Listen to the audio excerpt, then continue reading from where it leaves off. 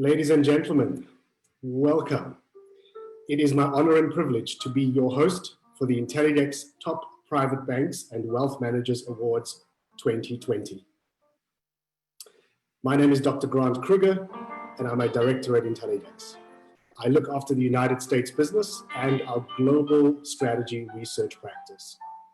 That photo is me when I have a haircut and when I don't wear a pandemic beard.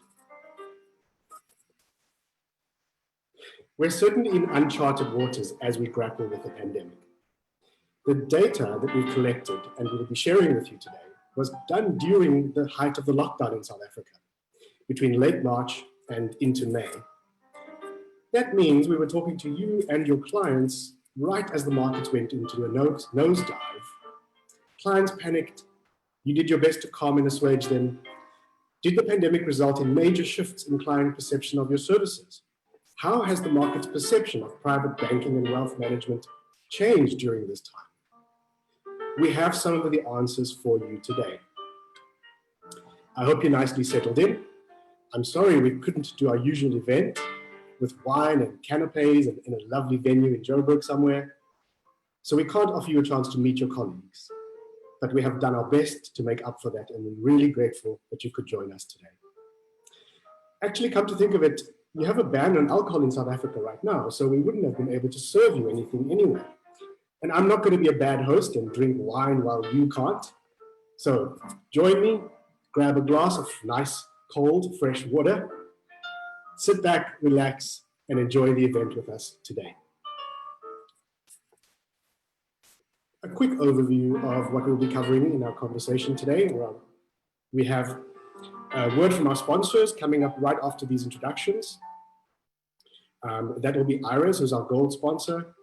Then our other partner, our media partner, Investors Monthly, we have the editor, Rob Rose, the editor of the Financial Mail, who'll be joining us and sharing a couple of words. And then we are incredibly happy to bring to you today Bruce Whitfield, a name that many of you know. And Bruce is going to be talking to us about how does chaos and uncertainty breed opportunity in South Africa. Very highly relevant topic, and we're very glad that Bruce is able to join us today. Then we're going to really push technology to the boundary and do a quick poll. So we'll be asking you a key question, and it is actually a question that we've asked your clients as well in a separate survey around the virus and around the pandemic. So we'll be asking you a similar question and comparing those results. After that, we'll do a really brief overview of some of the key findings of the research. I'm sure you're keen to see that. So we'll share with you some of the few insights that we were able to collect out of a vast data set. Then we'll get into the awards, and we have some very interesting winners, and we are sure that some of the outcomes will surprise many of you. So thank you again, and I hope to have all of this done and wrapped up by 4:30 South Africa time. Now, as I mentioned, IRES is our gold sponsor for these awards. For those of you unfamiliar with IRES, they are a global team of 2,000 people building software that helps the financial services industry perform at its best. Their continuous product investment program is backed by international knowledge and localized on-the-ground teams. They combine leading software solutions and technical expertise with a profound understanding of the financial services markets and industry. Intellidex, we are honored to have IRES as our gold sponsor, and these awards would not have been possible without their support. So IRES sent us a very short video that we will share with you right now, and following that, we'll get into our poll.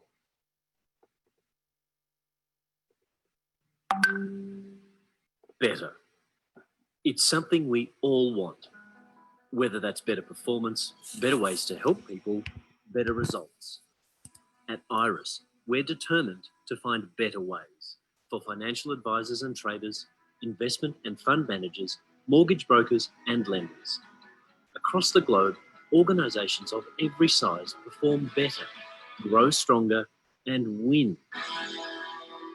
With software from IRES, built for better performance.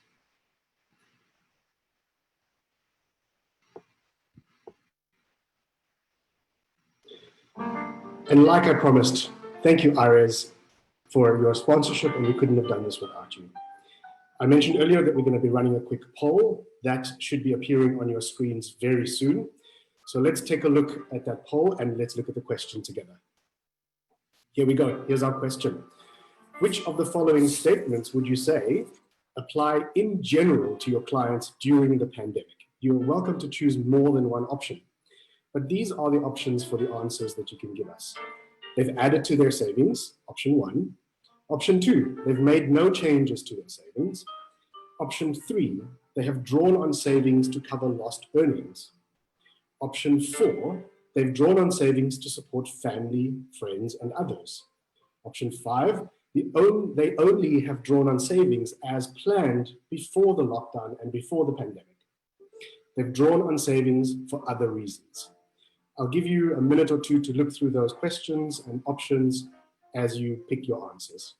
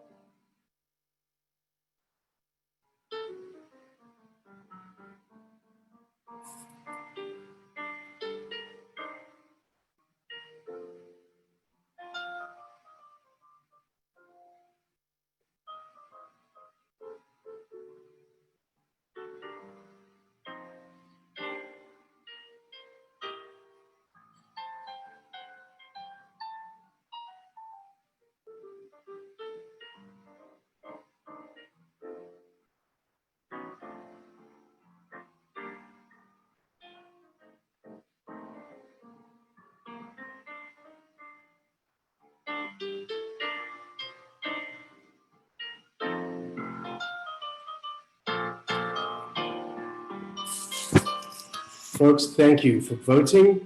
We'll close the poll and compile those results and do the comparison with our findings from your clients.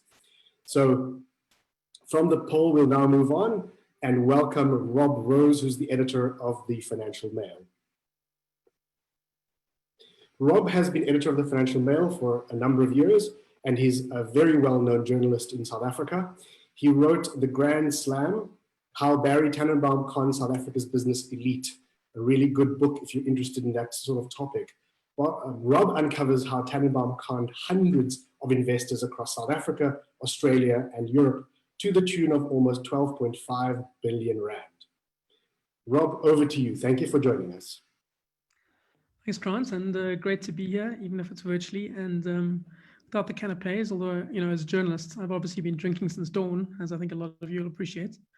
I just want to say just a few words up front. I mean, it's obviously been a trying time for everyone. It's been a trying time for the media. We're putting out publications remotely, but I think, you know, this particular period has shone a light on a couple of things that I think are really important, which is that, you know, in a perverse way, I think a lot of the companies have illustrated their value to society. You know, our digital subscriptions and the amount of people who are reading Financial Mail has done very well through this period and kept up. And I think it's the same with the banks. I've never seen a situation where more people have talked about the importance of their banking relationships and what their banks have done throughout the COVID period than now. So I think it's been a period that has demonstrated the value of certain brands and also demonstrated the brands you don't need that aren't that valuable and aren't supporting you. So I think that it's a period that sorts the wheat from the chaff in this particular time. And I think that that's what will become clear in what Grant and Bruce will tell you. Just thanks to Intellidex, Iris, and Bruce Whitfield, obviously, who I've known for years. Bruce is a contributing editor at Financial Mail, and I think by some margin, the best financial journalist in the country, so much so that I know a whole lot of my journalists in our office have debated changing the name to Bruce, just so that we can see if we can emulate him. So it's going to be fantastic watching his presentation, and I'm looking forward to it. And thank you very much to everyone for joining us, and I hope you have a great time, and I'm sure it will be illuminating. Rob, thank you very much, and thank you for joining us. And once again, we are so grateful for your ongoing support with this project. Thank you. As Rob mentioned, we have Bruce Whitfield with us. For many of you, well, this name is not unfamiliar. We're honored to have him with us today. He's best known as presenter of the multi-award-winning Money Show on 702 and Cape Talk. He's a keen observer of the political economy and uses his more than 2 decades experience in financial journalism to distill complex topics and to help audiences better understand the world in which they live. Bruce is an inventive, engaging presenter, no pressure, Bruce. And in 2020, he also published his first book called The Upside of Down. In Bruce's words, the book is all about trying to look through crises and trying to look through short-term, or the short-term rather, and figuring out what South Africa's long-term prospects are based on where we've come from. Bruce, over to you. Thank you for joining us. Grant, thank you. And I hope I'm not torturing you too much with my delicious beer, which if I drink like Rob does first thing in the morning. There we go. Yes, just because we're not allowed to drink, don't tell Becky clearly that I cheated, please, if you don't mind too much. Good afternoon, everybody, and welcome to today's presentation. I'm delighted that you've all tuned in and that you are going to be joining us for the next couple of minutes. And as I talk to you about something very close to my heart, which is a concept of the upside of down. Now, the upside of down is the topic of my brand new book, and I am wanting to tell you all about the year that has been 2020. It started off as 2020. That was the idea that we were going to launch, but of course, everyone will tell you that everyone has a plan until you get punched in the mouth. That's a famous Mike Tyson quote. And this is the year that has been 2020. It all started out so nicely, didn't it? I mean, I was in Davos, and you know somebody's been to Davos in the same way as somebody who's got an MBA. They tell you. I was in Davos, middle of January. Donald Trump was unstoppable. He was going to be the next president of the United States come November. US unemployment was at record lows. We had global equity markets flying. There was absolutely no concern in the world about anything except this little niggle about a virus that seemed to be emerging out of China. And that was a concern at that particular point. It was middle of February into March when the pandemic status of the virus was confirmed, and South Africa very quickly acted, and we went into lockdown mode. 3 weeks, extended to 5 weeks, then alleviated, and then opened down to stage 3 with booze allowed, no cigarettes. We were happy that we could get a drink, but grumpy that we couldn't get a smoke legally. If you wanted to pay a couple of $100 a box, you could do so. South Africa, a grumpy nation at the best of times, was cast into the abyss of despair, of course, as the effect of the lockdowns has led to closures of companies, the unemployment of millions, with millions more to come potentially, as we look at a contraction in our economy of around 7 to maybe 10% this year, simply because the confidence, the little bit of confidence that might have existed at the time of Tito Mbowene's budget speech in February has just evaporated. It's all gone out of the window, and people are really apprehensive about the future. Big demand for offshore investment products, big demand to get money out the country. And when you look at the state of play in South Africa right now, things feel fairly hopeless. There's a huge amount of pressure on one guy, and that one guy is Cyril Ramaphosa, who starts out this crisis, of course, in the hot seat, and he is very much in charge. He's my compatriots, my fellow South Africans, and you watch Cyril and you go, my goodness me, this is leadership in action. And then he disappears off the face of the earth while various cabinet ministers bumble their way through insane regulations. And we go into a period of quite deep despair as we have all kinds of regulation, a lot of it nonsensical, coming to the fore, and still to this day, so many of the regulations just make absolutely no sense. And there are deep questions being asked of Cyril Ramaphosa's leadership through this crisis. But let me tell you about some of the good things that he has done in his time as President of the Republic, reaffirming the appointment ahead of time. It was this time last year where Lesitja Kganyago's second 5-year term was confirmed, about 3 or 4 months ahead of schedule. The President was determined to make sure that Lesitja Kganyago, in the face of huge opposition against the Reserve Bank, the attempts to nationalize the Reserve Banks, what was it called? Ace Magashule called it quantity easing, is what the Reserve Bank needed to do. But Lesitja Kganyago has held the fort, and has held the fort admirably, and has aggressively cut interest rates this year in a way to try and stimulate the economy. Also stepping in I hate the word, but it's unprecedented time. So let's use the word unprecedented in an unprecedented way. Also coming forth and buying government bonds as a buyer of last resort, as South Africa was downgraded to junk status. Lesitha Kganyago very much in the hot seat there. Shamila Batoy, I took her out of my presentation for a bit and then decided I'd put her back once there were charges laid against the VBS heisters, or the alleged VBS heisters, sorry, the biggest sitting duck of a case, an easy one for the National Prosecuting Authority to win. And I do see today that there are new moves afoot in order to get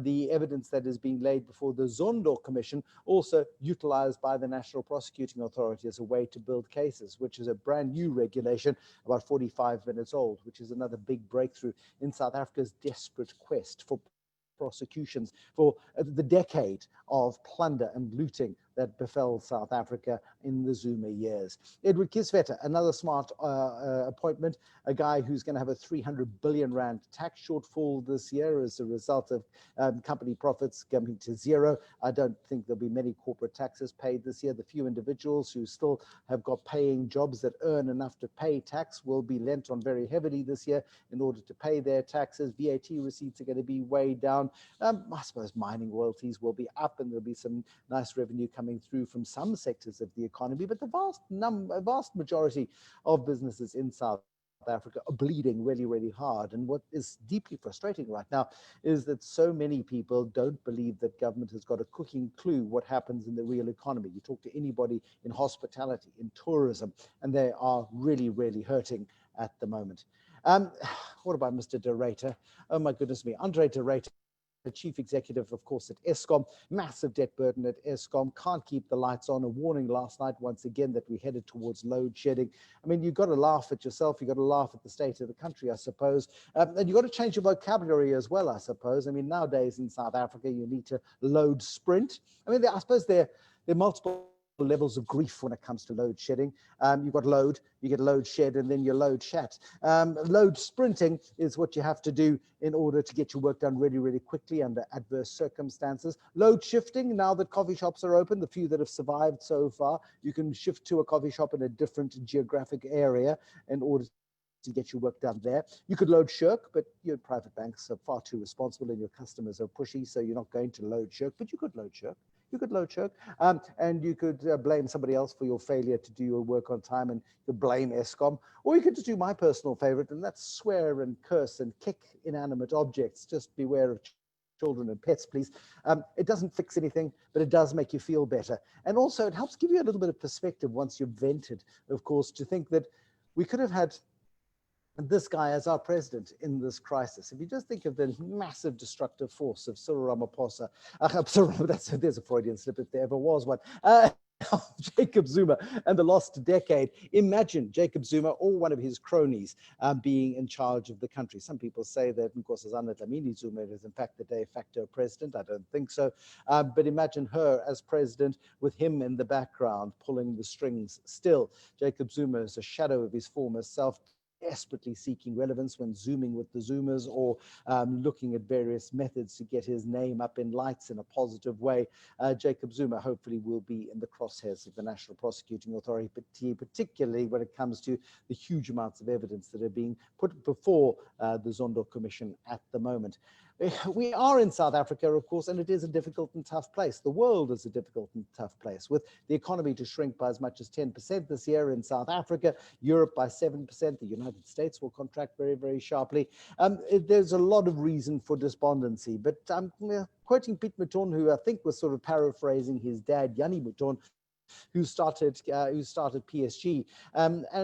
Piet at a conference last year to all of his brokers was just saying negative people never build anything. And it's such a simple statement. But if you look at the sort of character of an Elon Musk, for example, who loves spending other people's money, doing with abandonment, and taking rockets up to the International Space Station and developing Tesla, his wealth passing that of Warren Buffett recently, and Tesla becoming the most valuable car company in the world briefly as well. Elon Musk is certainly ambitious, whether it turns out to be a Tannenbaum-style Ponzi scheme or not, as some reprobates in the United States suggesting. At the same time, this huge ambition of the man is something that we can aspire to. Steve Jobs revolutionized the telecommunications industry. We no longer treat phones as phones, they're now mobile devices, which have fundamentally altered our world. And if you think about this COVID-19 crisis happening when it has happened, and in the context with that it has happened, if it had happened 5 years ago, how many of you could actually have functioned effectively from home? Certainly 10 years ago, you couldn't. It's taken an era of smart devices, and it's taken an era of superlative broadband in order for you to do so. Frankly, the timing of this crisis has been nothing short of remarkable. You look at somebody like a Patrice Motsepe, of course, who's made billions of rand through BEE deals and others, and is now taking some of the spoils of that money out of the Sanlam empowerment deal, for example, with the Batho Bonke Trust, and is reinvesting a huge amount of that money into South African businesses. And I asked him a little while ago, and I said to him, you know, everyone else is taking money out the country. Why are you not divesting from the country in order to diversify the risk? And he went, well, why would I do that? South Africa is where my home is where my children's future is, and I've got to invest. And so he's taken empowerment stakes in a whole bunch of companies, 45 when I last checked, including amongst them Rain, which is the wireless broadband provider, which has got Michael Jordan as its chief cheerleader. Paul Harris is involved in there from First Rand, and others too. Multi-billion rand investments going into real business and real infrastructure in the South African environment. And you don't make that sort of investment if you don't at least have a semblance of confidence in the future. I argue in my book, The Upside of Down, that we pay far too little attention to the sort of superheroes that I show here on my screen, a couple of whom you will meet in a minute or two, amongst them Aisha Pandor and Stacey Brewer and others, people who've started businesses in the last decade, who've actually drawn massive investment and are building businesses to a level and a scale which is beginning to make a positive impact. The rebels and the renegades and the problem solvers, people who actually want to have a positive impact on the future, rather than the rascals and the reprobates and the problem causers. These guys obsess us far too much. We spend far too much of our waking time focusing our energies on these guys, all of whom at various times need to go and do some jail time. Thank you very much. You've got Marcus down there as well. If you're his banker, please will you hand over his PIN code, because some of us are owed quite a lot of money. Robbie Brosen. Oh my goodness me. Robbie Brosen bounds over to me in the airport one day. And well, airports, if you remember, are places where it's too complicated to explain. Anyway, we were at this place called an airport. We were traveling, and Robbie had been to Nigeria, and he's on his way to Mozambique, and he came bouncing up to me, and he said this to me. And I'm not going to quote it directly because there may be sensitive ears, but you can work it out for yourself. He said, if you quote me directly. So there we go, Robbie. That is the best you're going to get from me. Why does Robbie Brosen say this? Well, because he's very, very passionate about Africa. He's very passionate about South Africa. He's very passionate still about the Nando's business, which he founded with Fernando Duarte in Rosettenville in 1987. They bought a business called Chicken Land and converted it into Nando's. Now 900 odd stores, 21 countries, United States, they've got outlets there, they're all in Europe. I mean, people in the UK think Nando's is British, a bit like they thought SAB Miller was a British brewer. But Robbie Brosen starts Nando's in 1987. At the same time as a young man, and he was young in those days, called Brian Joffe, is starting Bidvest. I mean, these guys are starting a business in the very darkest days of South Africa's history. We defaulted on our debts. It's 2 years since the Rubicon speech. There really is no future and there is no hope. Yet you talk to these guys and say, why did you start your business then? I said, well, look, the environment was rubbish, but we believed it would get better. So we started a business, and the business grew in both cases much better than they ever anticipated that it would. There was huge demand for what they were doing, and they became the captains of industry in South Africa, along with many others. You talk to the founders of the First Rand Group, who were really growing the First Rand business through the middle of the 1980s and into the 1990s before they bought FNB.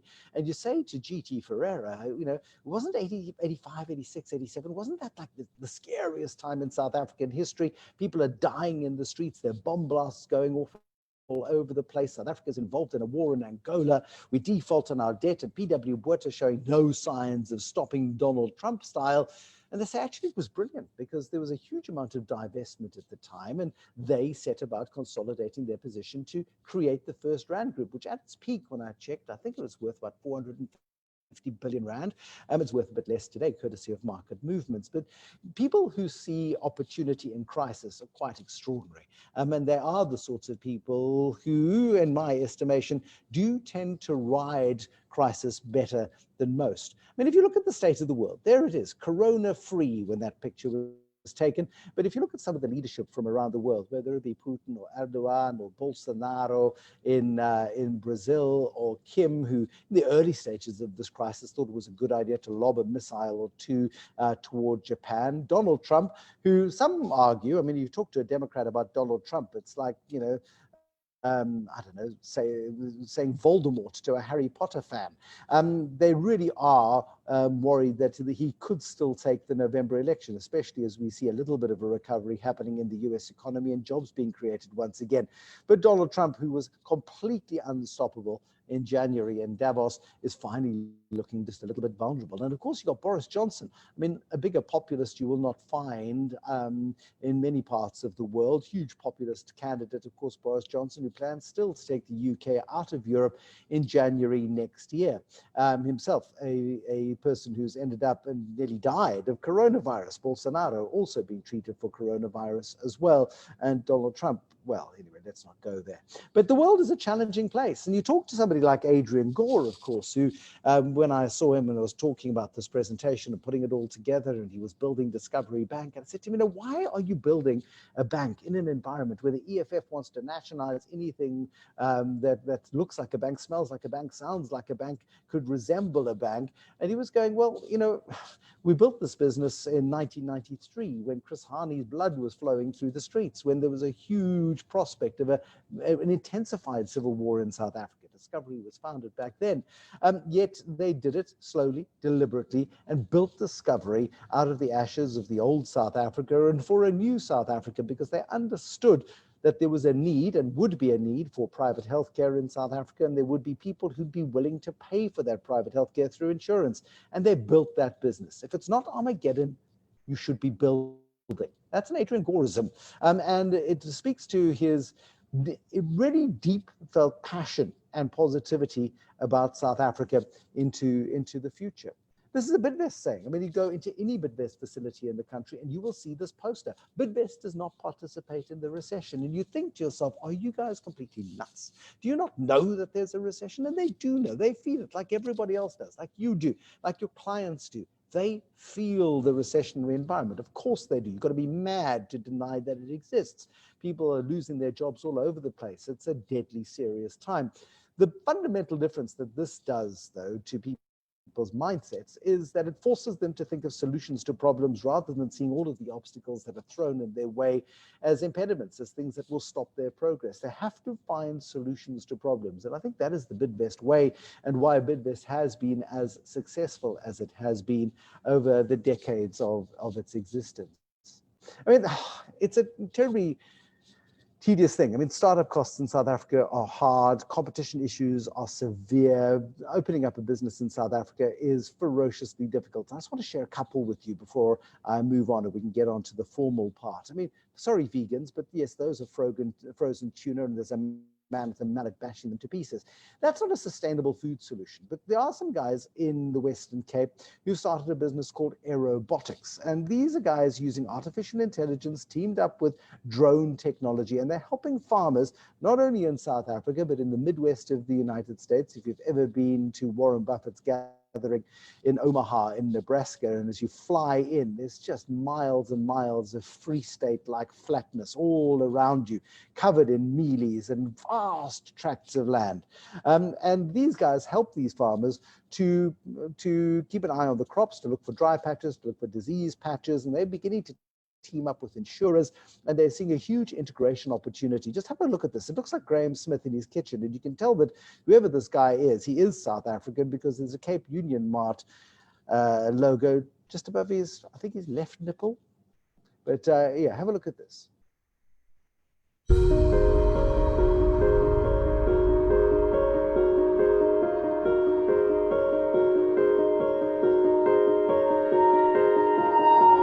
Data's gathered, it's all gathered centrally, so you don't need lots of labor, you don't have a farmer trudging through the fields, and the work is efficient and it's quickly done.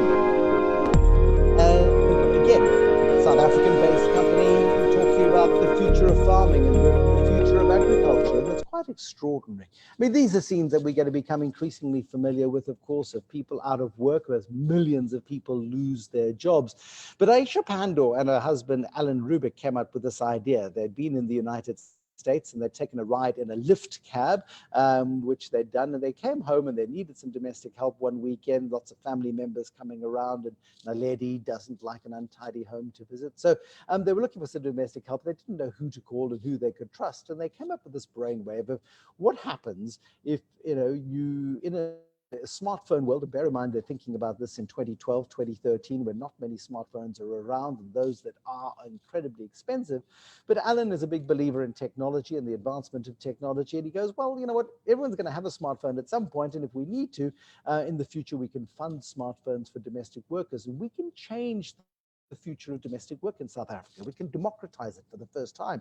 We can put a smartphone into domestic workers' hands. They can choose where they work, when they work, and for whom they work at a price that suits them. And for the employers, they can have an on-off relationship with a number of domestic work providers.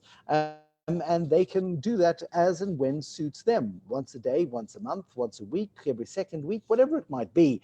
And that has fundamentally changed the lives of some 20,000 women who are on this platform. So successful has it been that Aisha and Alan went off to the Naspers Foundry last year. They raised, I think, 50 million rand in total from Naspers, about 30 million from Naspers. There was about 15 million rand that came from the Susan and Michael Dell Foundation. DJ Black Coffee, who's a big investor in many startups, including in payment systems and all sorts of other businesses, also put some money into it. More recently, Future Growth has also added money into what's the new business, which is called Sweep South Connect, and that is to put people who are in the gig economy in touch with job opportunities, house sitters, dog walkers, anybody who can offer a service. I suppose leg waxers and massage therapists, and goodness knows who else will be able to access that particular service. You talk to somebody like Aisha Pandor about South Africa and the future in South Africa, and she is, of course, like all of us, concerned about the future. But in that uncertainty, she also sees huge opportunity. Well, I think the biggest thing is that we encourage independence, so we don't encourage dependence. So you use the platform to provide work opportunities. If the platform continues providing value for you, you stay on it. If we don't provide value for you, you leave the platform, and you're not paying us anything. Your new employer is not paying us anything. So we're a way for you to access work opportunities. If we keep on doing that well, you stay with us. If we don't do that well, and we need to challenge ourselves to keep on doing that well, then you're absolutely free to leave. That's the way that we see everyone who joins our platform. They're entrepreneurs. Our onboarding sessions, where people come and they learn about the platform, are very much about how you are the master of your own destiny, how you as an entrepreneur are in charge of your earnings, how you need to make a great impression with all of your customers to try and find long-term work. So it's very much about that. We're providing the tool to give people access to work, but they need to push themselves and market themselves so that they can keep on working with those customers. I mean, it's a small thing, isn't it? But it's a huge step in the right direction. It really is. And when you look at the evolution of banking in South Africa, from how these were banks at one time, this Standard Bank office in Adley Street in Cape Town, Standard Bank branch with offices up top, was the global headquarters of Standard Bank. They'd moved from Port Elizabeth to Cape Town because there was a telegraph line that connected Cape Town to London, and that made them global in those days, and this became the global head office of Standard Bank. Now it's empty, and Standard Bank is trying to decide what to do with it. Does it turn it into a massive art gallery? Does it turn it into an internet cafe? Does it turn it, I don't know, plug the gaps and turning it into an aquarium? It's really struggling to find a use for this most beautiful building, which it can't knock down and build a skyscraper in place of, fortunately for us, because it is magnificent. But they do need to find a use for it, because banks simply don't look like this anymore. Relationships don't look like this anymore. You used to go in, you used to be greeted at the door, you would go and stand at the teller, and you would get your cash. And nowadays, of course, banks look like this. As you know, that relationship is so much harder to build. Those connections are so much harder to make in the digital world. Your customers are happy because they don't have to go into the branch and interact in the way that they used to. But that's the great challenge, I think, for digital banks of today, as we see the expansion of banking services, as we see branches beginning to close down across the world, not only in South Africa, but we're seeing banks get smaller. We're seeing the networks expand digitally rather than in the physical world. And it's such an interesting development. And for you as private bankers, it's an absolutely pivotal challenge, of course, to how you reach your customers, how you serve your customers, and how you do that better into the future in this world, which is so low touch. It's almost unbelievable. Anyway, just to wrap up, let me just leave you with a little quote. I borrowed this from my kids' music room at school.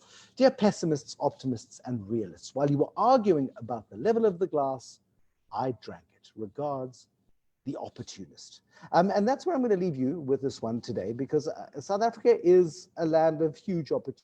I think it was at the Sunday Times Top 100 Awards in 2018, Grant, where one of the founders of Waze was saying to the audience there, you make a lot more money out of solving pain and problems than you do out of creating comfort. And I think in South Africa, the opportunity exists, and it's a very strong opportunity to solve an awful lot of pain, an awful lot of trauma. But it takes guts, it takes capital, and it takes a huge commitment into the future. When we look at our history, we look at some of the great businesses that have started up in deep and dark and uncertain times, and you look at their success and their trajectory, they've been remarkable. T's and C's apply. Past performance doesn't guarantee future performance. And I'm done. Thank you, Grant. Bruce, thank you. And if you don't mind, please stay with us as we enable folks to ask you a question or two. Folks, you'll be able to do so by raising your hand. You should be able to see that functionality at the bottom of your screen. If you'd like to ask Bruce a question right now, please raise your hand and we will then enable you to ask that question to Bruce. So you should be able to see that at the bottom of your screen, and please go ahead and ask a question to Bruce.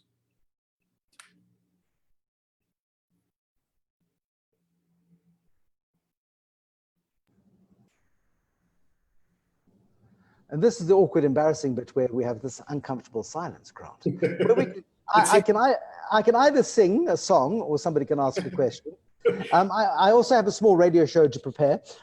So, I mean, again, we look at the $4 billion loan from the IMF yesterday, the huge controversy that stirred up, and the real concern. And I think, I mean, Peter Montalto at IntelliDex will have a stronger view on this one as to, you know, is this the first step down a slippery slope to the inevitable full-blown bailouts and later on defaults? Because you've just got to look at social media.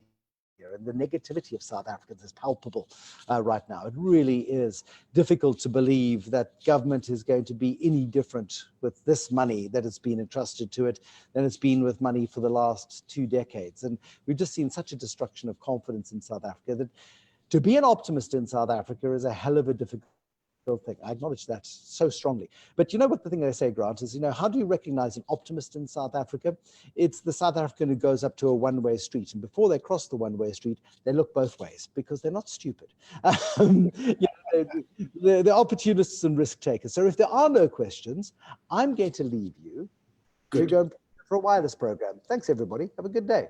Bruce, thank you. Thanks for your time, and thank you for a wonderful, insightful presentation today. We are really grateful. Thank you.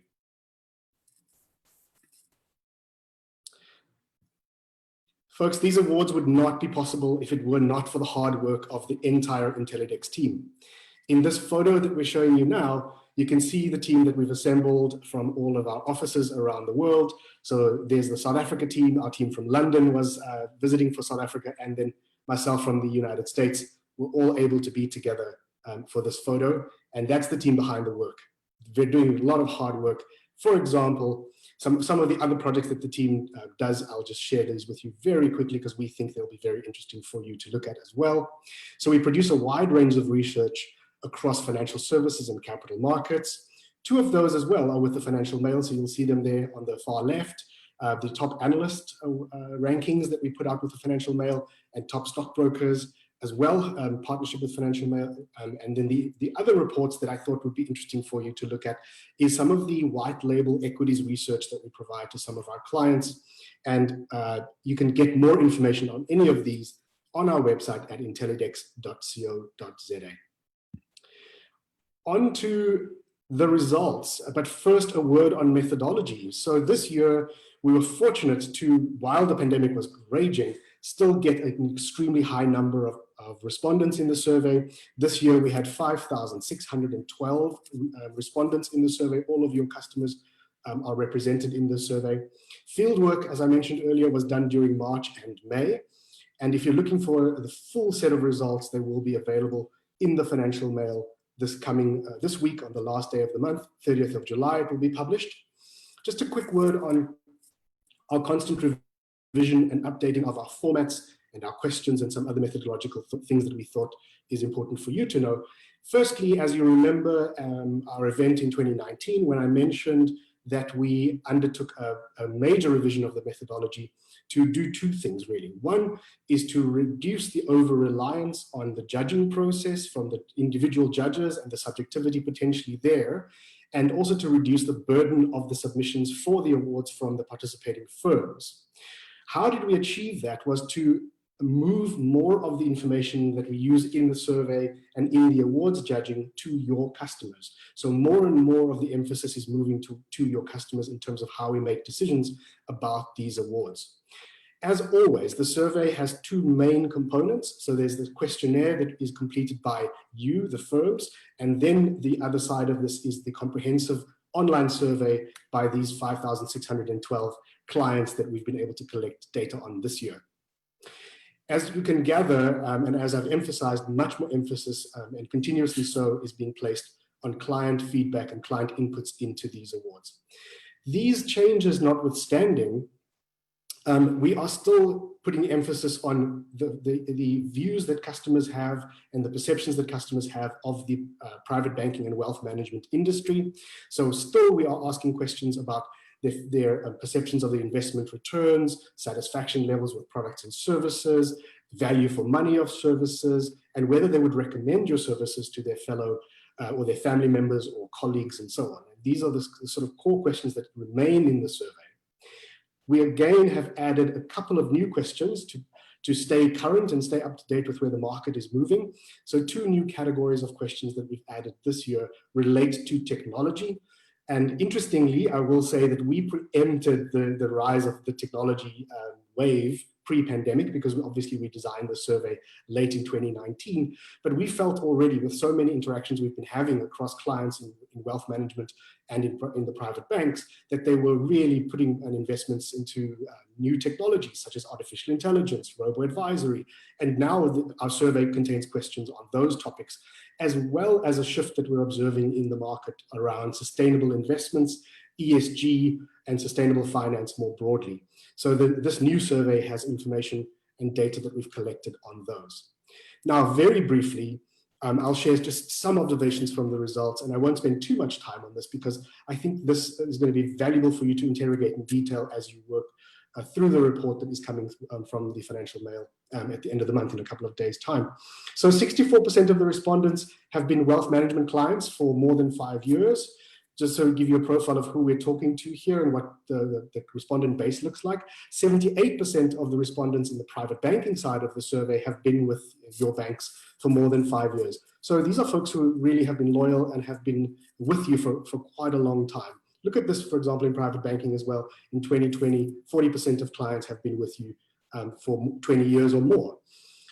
Just another piece of information about who and what we're seeing in terms of the respondent base.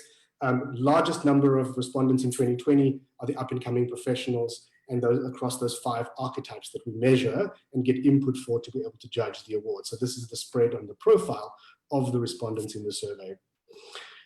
Next is just an indication of the total net asset value or the investable assets of your clients. We're finding a gentle shift towards the lower end of the investable assets. So about 80% of clients have 10 million rands worth of investable assets. So we can see where the weight is shifting in the graph is towards the lower end of the investable asset spectrum. And then finally, a question about whether these clients felt that the providers like yourselves are meeting their needs. And the one observation that I want to just bring your attention to is what we're seeing on the private banking side of the survey.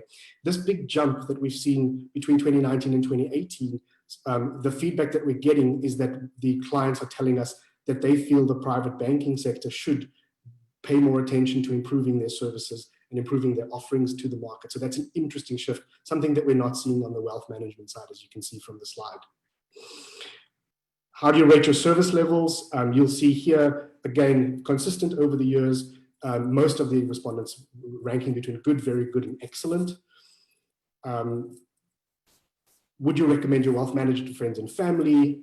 Also, no new interesting findings here, other than we're seeing the trend just being consistent over time. It will be interesting to, when we do private banks and wealth managers awards 2021, to see how these things have shifted, because this data is probably more reflective of experiences in 2019, even though the data was collected during the pandemic. Again, also strong performance here on whether they would recommend their private bankers to friends and family. And here's the question about technology. So the good news is that your technologies have been well received. 96% of your clients rate you between good and excellent in terms of the technologies that we assessed in the survey. And then a final finding in terms of perceptions of returns of their investment portfolios. Interesting here, I think, is that we're still reporting that it's either in line with market averages or even performing or outperforming the market still at that point. Again, like I said, it'd be interesting to see where the answers lie in 2021, because this trend is fairly consistent from prior years still. Folks, those are some of the findings, and I would encourage you to get a copy of the Investors Monthly coming out on the 30th of July with Financial Mail. On to the poll results. We asked you to answer some questions at the beginning of our event today about what your perceptions were of your clients' activities, and especially related to their savings. And we had asked a similar question to these clients as well in a separate survey. So this is not in Private Banks and Wealth Management survey, but a separate survey that we've conducted on COVID-19 and how the high net worth individuals are responding to these pressures of the pandemic. And interesting, I think pretty much maps very clearly that your findings or your insights into your clients match pretty well to what clients are telling us. So the orange lines indicate the firm's responses, the ones we collected today, and the dark blue ones is the data that we've collected from your clients. The only one that seems to be quite different is that your indications are that your clients have drawn down to cover lost earnings more than what we found in this particular survey. So that one is probably the one with the biggest difference. Folks, without further ado, we have come to the point in the proceedings where we can now start announcing the winners of the awards.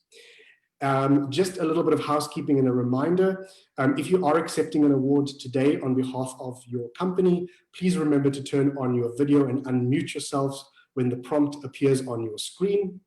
Also, I'll be showing a virtual certificate today, but a proper real certificate is in the mail to you, and that will arrive in the next couple of weeks or so. And first, as we move on to our first two categories, now these are the People's Choice Awards. And this was one of those innovations that we introduced into the process fairly early on in 2013, where we asked clients to nominate who they thought was the best private bank and the best wealth manager. And those are the first two awards. So the first award up for grabs today. Thank you very much. It's so nice to have a crowd support here. The first award up for grabs today is the People's Choice Award for Private Banks. And I will now give you the top three. In third place, First National Bank. In second place, Rand Merchant Private Bank. And the winner of this category is Investec. Investec has won this award for 3 years in a row since 2018. The bank's clients are very happy, and more than 80% of them tell us that they rank the service either very good or excellent. Accepting this award on behalf of Investec is Julia. Julia, welcome. Thank you, Grant. Yeah, that's incredible. I find it both an honor and a privilege to accept this award on behalf of Investec today. And thank you to all the survey participants, but a specific thank you to our clients. Your continued support and endorsement is really invaluable to us. So thank you. Julia, congratulations once again to you and Investec. Our second People's Choice Award, folks, the People's Choice Award for Wealth Managers, and the top three are: in third place, NFB Private Wealth Management. In second place, Brenthurst Wealth Management. And the winner for this year's People's Choice Wealth Manager Award is Gradidge Mahura Investments. Gradidge Mahura reclaimed the top spots they had in 2018. Last year's winner, NFB Private Wealth, is now in third place, and Brenthurst Wealth managed to keep its second position this year. Both of these firms have very satisfied clients. Gradidge Mahura clients tell us they have been great at customizing options to meet their expectations, and they're very happy with the performance of their recommendations. And then Brenthurst, who's our second place winner this year, clients have said specifically about COVID-19 and the virus that it was excellent benchmarking on the part of Brenthurst, and that it has proven its defensive strategy that was applied to be effective. So congratulations to the winners, and accepting the award on behalf of Gradidge Mahura is Kagisha Mahura, who's the Executive Director of Gradidge. Hello, Grant, and hello to everybody that's attending today. Thank you very much for this award. So I'd just like to say on behalf of Gradidge Mahura Investments, to Intellidex, to Iris, to Financial Mail, and all the other sponsors, the hardworking people at Intellidex, but more importantly to our clients, the clients that have entrusted us with their monies, with their confidence for the last couple of years, and all my colleagues at GMI, as we like to call ourselves, so all the hard work that you've put in. Thank you very much, guys. This is really, really highly appreciated. Kagisha, once more, congratulations to you and your team. And thank you for being with us today. We'll now move on to our Archetype Awards. We'll be presenting 5 awards in this section of the ceremony. The first one we will get into will be Passive Lump Sum Investor. Then we'll have the award for Young Professional, then for Successful Entrepreneur. Wealthy Executive will follow that, and Internationally Wealthy Family will be the final award that we are presenting in the Archetype Awards. So about the Archetype Awards, why we introduced them, it's important to know that many firms who offer services to the wealth management and private banking markets don't necessarily go or try to be all things to all people, and they have niches and particular segments that they tend to focus on. And this was our way of recognizing excellence in servicing a niche market. So let's get into the top 3 for the archetype of lump sum investor. In third place, Gradidge Mahura Investments. In second place, PSG Wealth. In first place, NFB Private Wealth Management. Joining us from NFB to accept the award is Andrew Divenacher. How's it, Grant? Thank you very much. Very pleased to be part of this, and great to get this recognition. So thank you to you and your team, and to everybody who participated in this. Andrew, thank you for joining us today. Great to see you. And congratulations once again. Our next archetype award, the Young Professional. Let's take a look at our top 3. Brenthurst Wealth Management in third place. PSG Wealth takes second place. And our winner in this category, NFB Private Wealth Management. NFB have vastly improved their offering for this client type based on the feedback that we've collected. They've moved to first position in this category after only appearing in the top 5 for the last time in 2018. And accepting the award on behalf of NFB again, Andrew Divenacher. Thanks once again. Great to be up there on this award. Awesome. Well done to you and your team once again. Our archetype for Successful Entrepreneur. Let's take a look at our top 3. Third place, PSG Wealth. Congratulations. Second place, Investec. And the winner of the Archetype Award for Successful Entrepreneur 2020 is RMB Private Bank. RMB, this is the first time that they are winning for this category, and they have now broken a 2-year running streak for PSG Wealth on this particular award. So well done to RMB. Accepting the award on behalf of RMB is Pravesh Sonka, the regional head for Johannesburg. Thank you. Thank you, Grant, and to the Intellidex team. Your insights are helpful for us, to improve our service to our clients. And thank you to our clients for the ongoing support. None of these awards are possible without their ongoing support. Thank you. Congratulations, Pravesh and your team. Our next archetype award, folks, the Wealthy Executive. In third place, Brenthurst Wealth Management. In second place, Gradidge Investments. And the winner of the Wealthy Executive Archetype Award for 2020 is Carrick Wealth. Carrick was the runner-up in last year's event and came out tops this year. Well done on making an improvement. Accepting the award on behalf of Carrick Wealth is Rashay Makan, Group Operations Director. Thank you, Grant, and Intellidex team and all the sponsors. It's a massive honor to achieve this award. And yeah, I'd like to say a massive thank you to our clients for the positive feedback and ultimately allowing us to win this award. So big thank you, and looking forward to attending in person next year with the canapes and the drinks. Rasha, we hope so too. Thank you for joining us and well done to your team. Cheers. Thanks, Grant. And our final award in the archetype categories, the Internationally Wealthy Family Award. In third place, Stonehenge Fleming.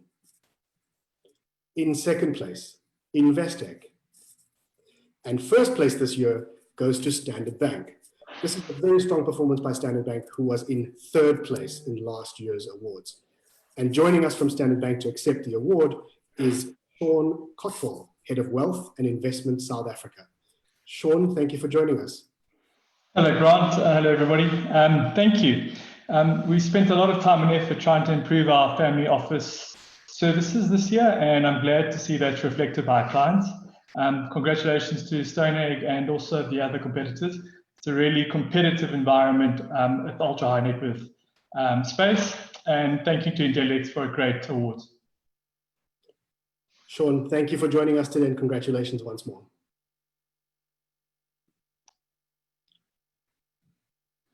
We're switching categories to move on to some overall winners now. And the first award in the overall winner categories for large institutions, here is our top three. In third place, Investec. In second place, Standard Bank. And the winner of Top Wealth Manager Large Institutions is PSG Wealth. For the second year in a row, PSG Wealth takes the top spot. As in 2019, the firm has delivered a stellar performance to win this award for large institutions. This firm is also among the top 5 firms in all of the archetype awards. PSG Wealth's clients are very complimentary about the firm, saying, I receive excellent service from PSG. Their feedback is quick, professional, honest, and comprehensive. Another client told us, the advice and recommendations I've received have been exceptional. Monthly investment reports are comprehensive and thorough. Congratulations, PSG Wealth. Joining us from PSG Wealth, Dan Hicho, Chief Executive for Distribution. Thank you, Grant and Intellidex, and congratulations to all the winners, finalists, and the winners today. We're very honoured to receive this award. It's obviously off the base of the service that we offer our clients and the advice that our advisors are offering those clients. We believe in a balanced view, not too much offshore, not too much local. Each client's needs will determine, on what that balance should be. But without our clients, without our advisors, we would never be able to achieve this. So thank you very much. Dan, thank you. Please pass our congratulations to the rest of your team and well done again. Now, onto the boutiques for Top Wealth Manager. Our top 3.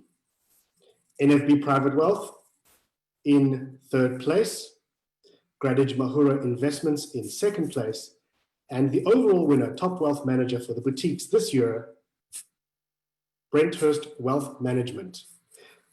Last year's fourth place winner sweeps in to take first place this year. This firm is among our top 5 firms in all of our 5 archetype categories, actually, and it keeps its clients exceptionally happy. More than 90% of the clients rate the overall service they receive as very good or excellent, and 97% say they will, in all probability, recommend this firm to acquaintances. Brenthurst Wealth Management is represented today by Brian Butchart, the Managing Director. Brian, thank you for joining us. Thank you, Grant, and everyone at the Intellidex team. There's nothing more powerful than an endorsement from the clients we serve. And if I may congratulate the entire team at Brenthurst, and a big thank you to all of our clients for their support and loyalty. This really means a lot to us. Thank you. Brian, congratulations to you and the team. On to our next category, overall winner for top private bank. In third place, RMB Private Bank. Standard Bank comes in second this year. And the winner, top private bank, overall, Investec. This is the second year in a row that Investec has won this award. Accepting on behalf of Investec again, Julia Taylor, welcome. Thank you, Grant. I'm exceptionally proud to accept this award on behalf of Investec, and we are exceptionally proud of the accolade that it is. Thank you to your team, and thank you again to our clients. It really is meaningful. Thank you. Julia, thank you very much and congratulations.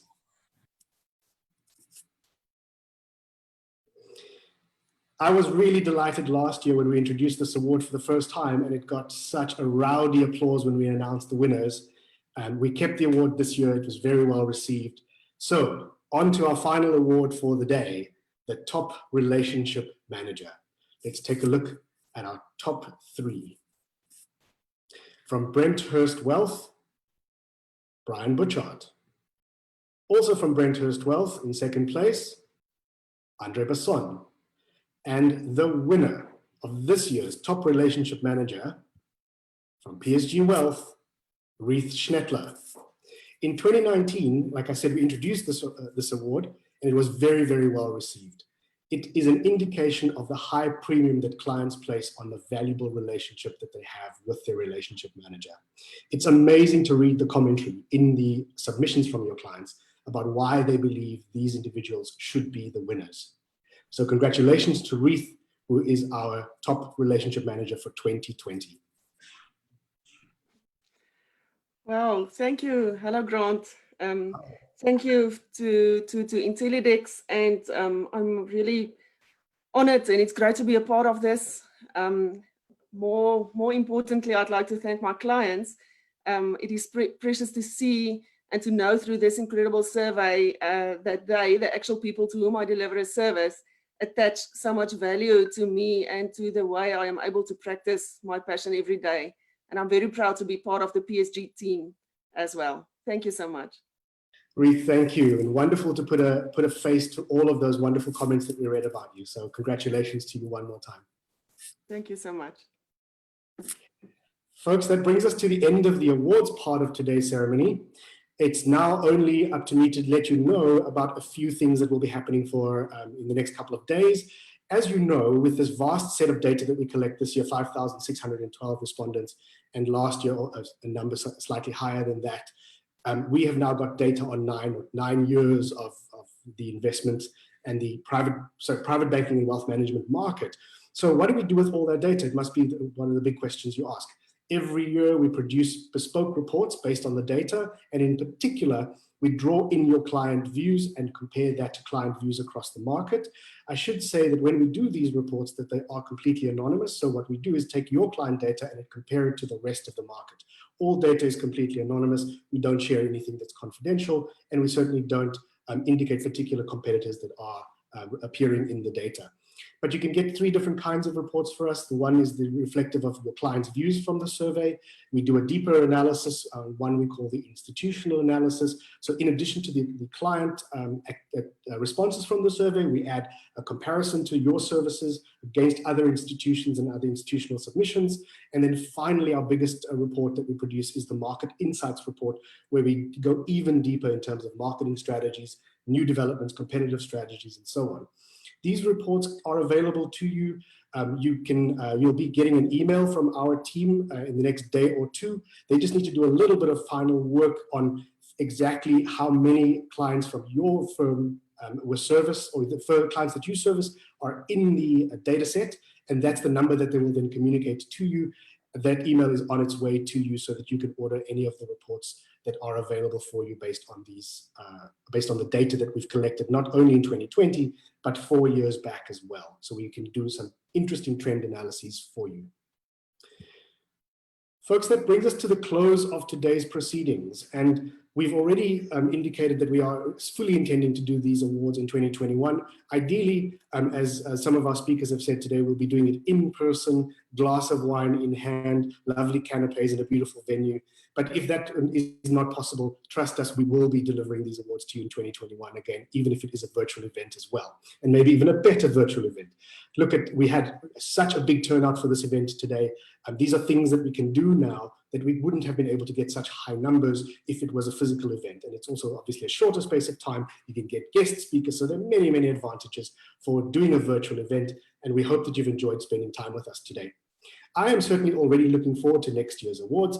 And like I said, I'm keen to see what the data is going to tell us in 2021 from the experiences that clients have had mid-pandemic. So we're going to deal with data from 2020, the pandemic year, and then comparing those back into our vast history of data as well. So thank you once again to all of our sponsors, our media partner Investors Monthly, and of course our gold sponsor IRIS. Please be in touch with them and they will be happy to hear from you, or they will, in fact, I think IRIS is going to be sending communications directly from them to reach out and thank you as well for participating in this year's awards. That's it from me, folks, and thank you very much, everyone, for joining us. As I promised, I would have us wrapped up before 4:30 your time, and I think we've managed to achieve that well within time. So that's a final word from me, and with great gratitude that I say thank you for joining us, and we will see you next year.